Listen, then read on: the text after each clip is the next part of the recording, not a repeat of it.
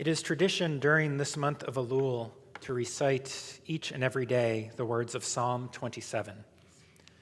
The psalm's central theme is a reminder that during difficult times, we must turn toward God and take solace in the strength of the divine. God is, as the first verse states, my light, my victory. So long as I know that and I remember that, the verse continues rhetorically, who could I be afraid of?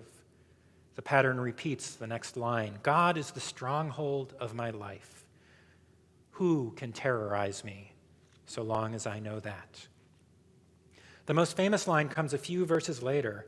Achat sha'alti me'eh Adonai, one thing I have sought from God, how I long for it, that I may live in the house of Adonai all the days of my life, that I may look upon the sweetness of Adonai and spend time in the palace, that you, God, might hide me in your sukkah on this Yom Ra'ah.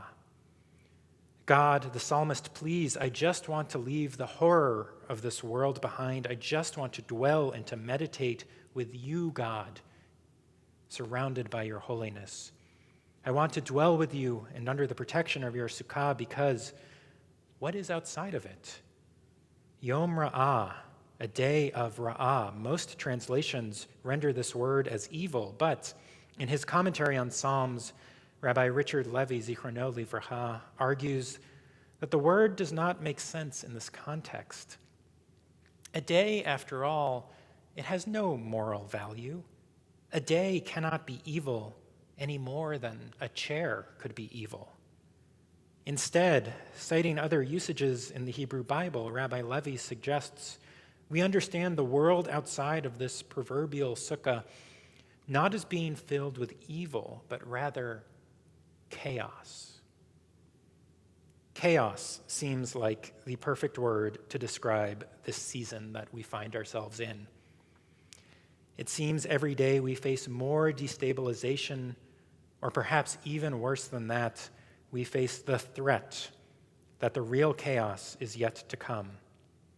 Just wait, we hear. Just wait until the colleges, the schools reopen.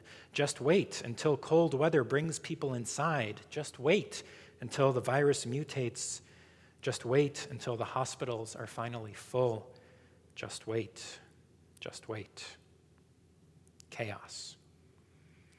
So as our tradition teaches, we ask, we request, we beg each day this month to spend time in God's house. And the irony is not lost that even that request to dwell in God's house, as you are all painfully aware, even that's not possible right now. But escaping from the chaos, so long as your health and your finances are sound, that is possible. You can retreat from the chaos. You can spend a month focusing on the Spirit. Sounds kind of nice, right? This week we read Parshat Shoftim in our Torah, and in fact, every year, the month of Elul, this period of introspection, it starts with Parshat Shoftim. What guidance does this Torah portion offer us? 3 of the most famous words in all of the Torah: tzedek, tzedek, tirdof.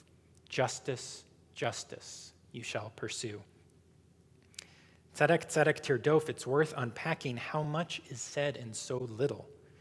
It could have been even less, actually. It could have been tzedek, tirdof. Grammatically, it means the same thing. Except one of the limitations of Torah is that, well, it's kind of old, and there's not an easy way to emphasize something. You can't underline it. You can't make it bold. You can't write it in all caps because they didn't even have capital letters. Hebrew still doesn't. You can't add an exclamation mark. So if you want to emphasize something, the way that the Torah does it is it writes the word twice. Tzedek, tzedek, tirdof means that, yes, all of the rules, all of the commands in Torah, they are all holy and perfect and important, but this one is really important. It is really important to pursue justice. And that second word, tirdof, pursuit, The Torah could have said achieve justice or ensure justice or obtain justice. But it said pursue, and what a powerful choice that is. Last week, the Torah warned us that no matter what we do, there will always be poor people in our midst, that poverty will never be eradicated. And this week, we read the implicit acknowledgement that perfect justice is unachievable, that if we are pursuing justice, then we live in an unjust world. No matter how hard we try, how much of our lives or how many lifetimes go toward the goal of a just society, it will always be beyond reach.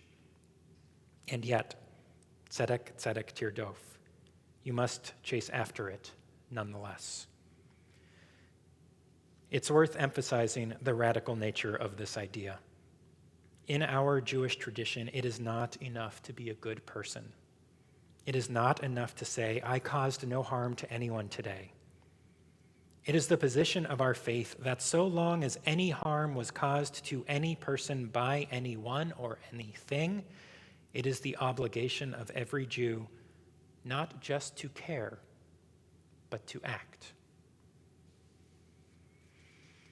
But how on earth do we reconcile these two opposing tasks?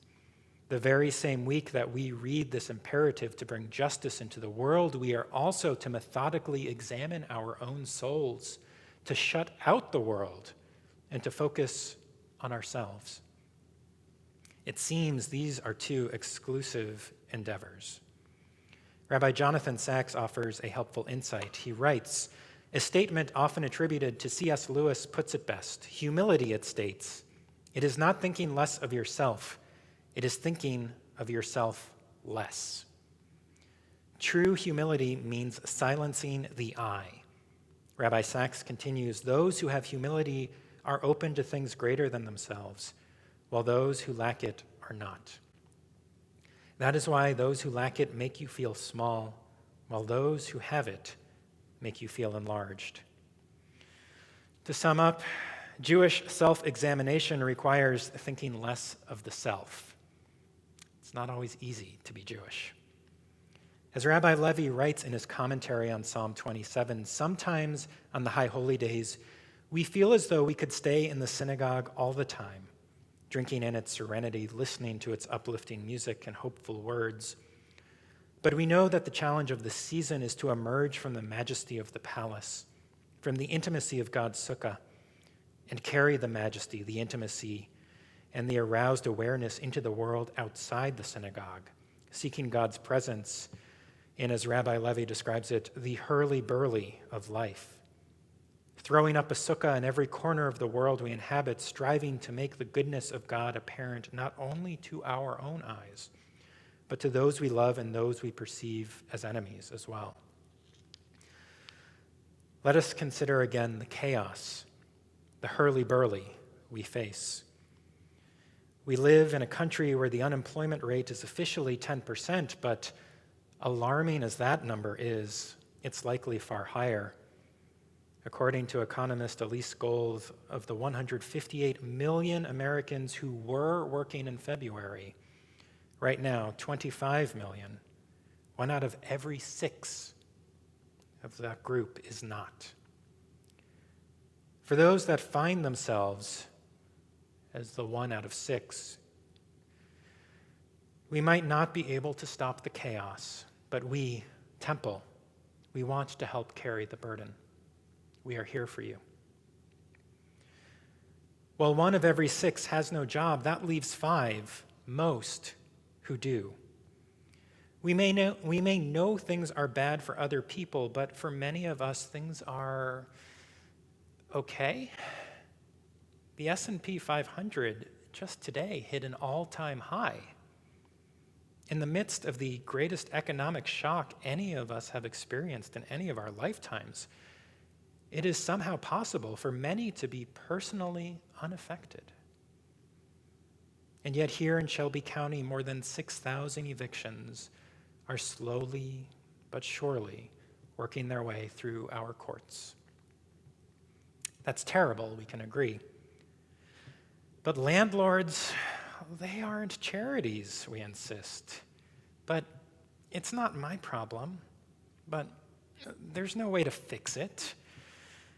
But there's no way we could help everyone. But some of those people probably deserved to be evicted. But no one was there for me when I was the one who needed help. But.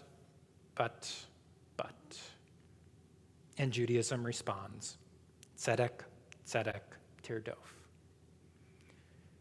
A city with people on the street across from housing that remains vacant is a travesty. Elul is the time to ask what kind of person we have been, what kind of person we are being, and what kind of person we want to be. It is also the season of the pursuit of justice. So I humbly suggest we ask ourselves a different question this Elul. In a time when the fear of not being able to keep a roof overhead or food on the table is keeping so many millions awake at night, just how is it that I can sleep? Tzedek, tzedek, tirdof. Justice, justice, you shall pursue.